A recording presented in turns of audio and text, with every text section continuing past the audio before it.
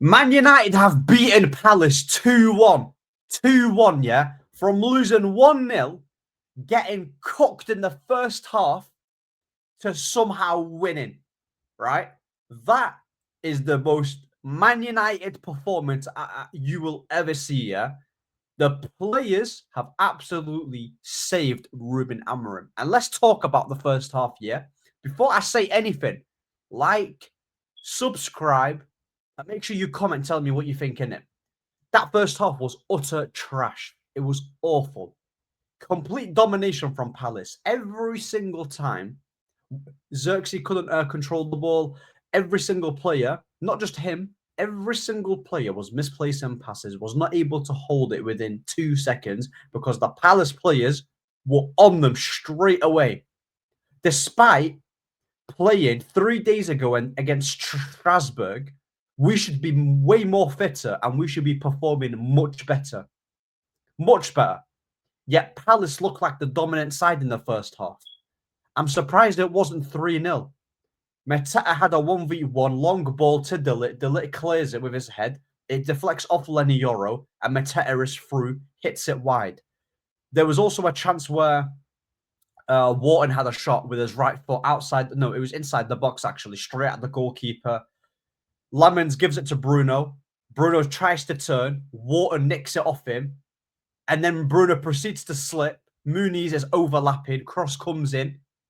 And Lenny Yoro pulls out an amazing block, right? Because I'm pretty sure Lemons saved it and then it fell to the Palace. But I think it was Pina. I can't remember his name. But yeah, the first half was all Palace. They eventually won the penalty. Mate, I'll tell you what, yeah, Man United, they should be doing everything in their power. You see, they're talking about Belieber, Elliot Anderson, and Wharton. Wharton is the guy to get. What a player.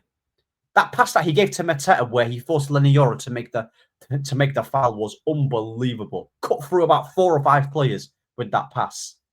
I wish that Bruno performance in the first half. Listen, every single player in the first half was utter trash. They were not good, right? They were awful. Yeah, second half they started to pick it up. They somehow gave Bruno the man of the match because he got 2 assists. Bro, like, Luke Shaw was arguably our best player in it. Defensively, he was calm. Eddie Nketiah was awful, right? But Luke Shaw defended well that game. So I don't know how Bruno got that man of the match performance. Is it because of the 2 assists? When if you look at the 2 assists, I mean, I wouldn't even count that as an assist. Zirkzee had to do so much from an impossible angle with his weaker foot. And Mason Mount, it was just a great finish from Mount. 2 amazing finishes, especially the Zirkzee one. I went on Twitter. You know what's mad, right? It's like, what I don't understand is you don't have to be the biggest Zirkzee fan, right? I'm not really bothered in it about what people think, but I find it hilarious how they pinpoint all of our issues on him. He was nowhere near as bad as he was against Everton. The first half he was awful, Zirkzee, just like everyone. He wasn't controlling the ball. There was bobbling off him. He wasn't able to pass it. Yeah, cool. He was awful in the first half. Second half, he picked it up. Casemiro was okay. And yeah, bro, like, Kobe Mainoo is getting sympathy minutes. That's a disgrace. He looked depressed. I feel for him. Ruben Amorim was saved by the players, right? He was massively saved. Individual brilliance carries him, but huge time they carried him. It's not even, people will say to me, oh, why are you not enjoying the result? I mean, the result on paper looks nice, but what I don't like about what the fan base does is that they will look at that game, pretend to act like everything's okay because we got the 3 points, but when a similar game and a similar performance happens, like how we played against Everton and we drop points where we're supposed to be picking it up, they start losing it. Results-based analysis will never, ever, ever benefit us in the long term because the same issues is going to happen. So it's not because we've got individual players that aren't good enough. Because if they weren't good enough, they wouldn't be able to have done that. Do you get it? Palace were just a better team, better coached, better set up, more attacking. They've got the intent to actually try and win the game despite playing 3 days ago in the Conference League. We're just being held back by this coach. And Buemo wasn't really great. thought his decision making was off today, man. I don't think he was good at all. But yeah, big up to Zirkzee, big up to obviously Mountain for getting the goal.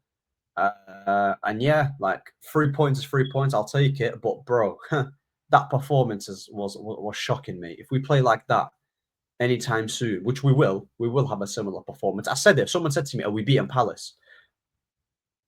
Funny enough, yeah, on Touchline stream, I said if we beat Palace, it will be a fluke. I guess I wasn't wrong. I guess I wasn't wrong. I saw Glasner. He was absolutely fuming. He was fuming, bro.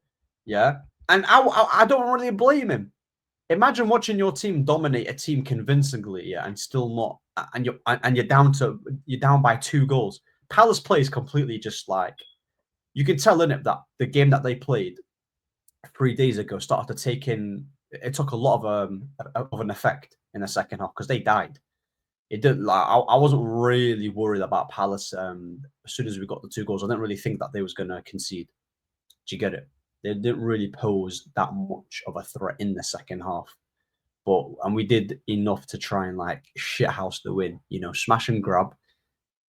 Yeah, on to West Ham. Make sure you subscribe, and peace, man. Big up, everyone.